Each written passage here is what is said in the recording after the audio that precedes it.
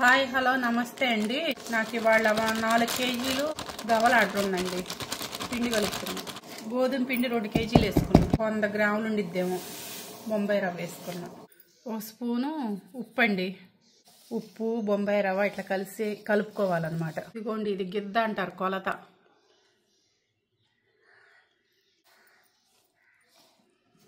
ప్రేమగా చేసుకుంటే కదండి ఇంట్లో టేస్ట్ వచ్చేది. నీకు వస్తున్నాయి మాకు రావట్లేదు టేస్ట్ అంటారు. ఎందుకు రాదండి? క్వాలిటీలో వెనకాడకూడదండి.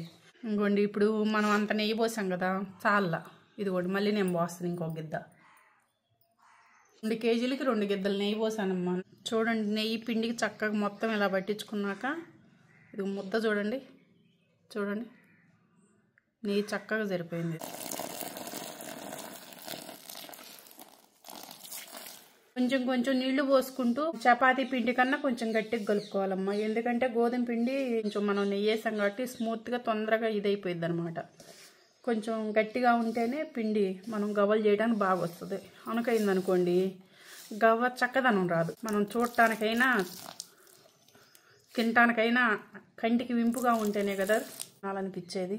చూడండి అమ్మా, ఇట్లా గట్టిగా కలుపుకోవాలి. 1 గంట ఏడుశనగ నూనె ఇలా పైన ఇట్లా పూసుకోవాలి.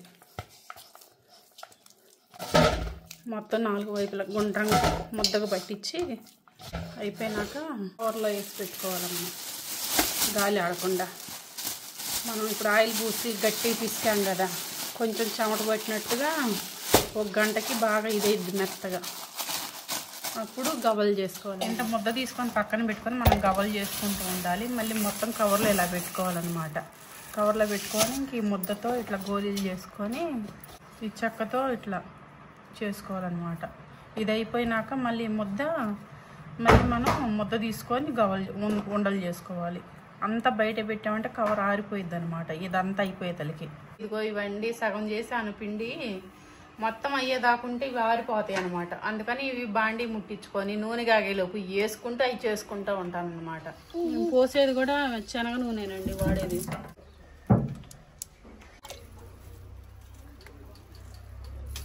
బాండీలో నూనె కాగింది కదా, ఇట్లా వేసుకుంటున్నాను అనమాట. ఎందుకంటే ఏ తగిలితే కొంచెం నలుగుతాయేమోనని నేను గంటి వాడుతున్నాను అనమాట. అంతే, ఏమి లేదు, సింపుల్గా.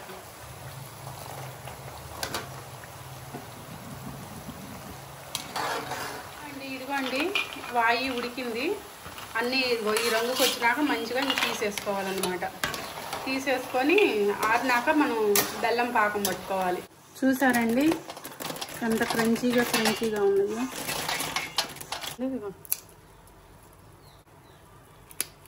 మనం నెయ్యి పోసాం కదా, చూడంత బౌల్ వచ్చి చక్కగా గోధుమ పిండి కదా, కాకపోతే ఈ రంగు ఉండిద్ది అనమాట.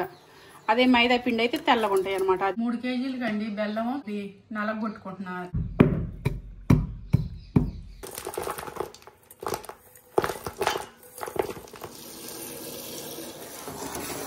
గవ్వలు చేయటం అయిపోయినాక బెల్లం చెతగొట్టేసి పాకం పెట్టామండి పొయ్యి మీద.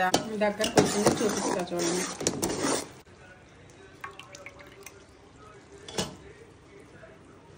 ఇలా వేసుకుంటే ఉండగా రావాలన్నమాట. ఇట్లా ఇంక ఇది సరిపోయిద్ది. కొంచెం 2-3 స్పూన్లు నెయ్యి వేసుకుంటే మంచి ఫ్లేవర్ వచ్చింది పాకంలో.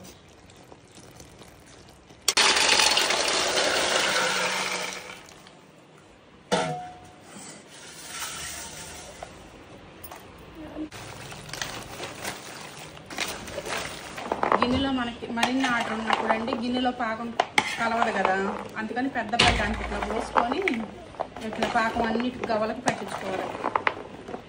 అదే కొంచెం అయితే కేజీ 1/2 కేజీ అయితే గిన్నెలో కలిసిద్ది. కానీ మరిన్ని కదా, ఇవి 3 కేజీలు కదా.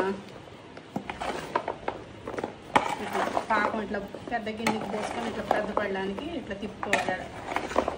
ఆరేదాకా ఒకదానికి ఒకటి తిప్పుకోకుండా చక్కగా వస్తాయి అన్నమాట. మొత్తానికి పట్టించిద్ది. ఇట్లా మొత్తానికి పట్టిద్ది అనమాట. బాగా యాలక్కాయల పొడి నెయ్యి కలిపి చూడండి పాకంలో ఎంత కమ్మట వాసన వస్తుంది. అన్నిటికీ పట్టి ఆరిపోవటానికి వస్తుంది. ఆరిపోయినాయి చక్కగా. ఇంక ఇవి 5 నిమిషాలు ఆరినాక ప్యాకింగ్ చేయటమేనండి. వేడి చల్లారినాక. చూడండి ఇంట్లో చేసుకున్నవి ఎట్లయినా క్వాలిటీ కదండి. ఎంత బాగున్నాయో చూడండి. చూడండి చక్కగా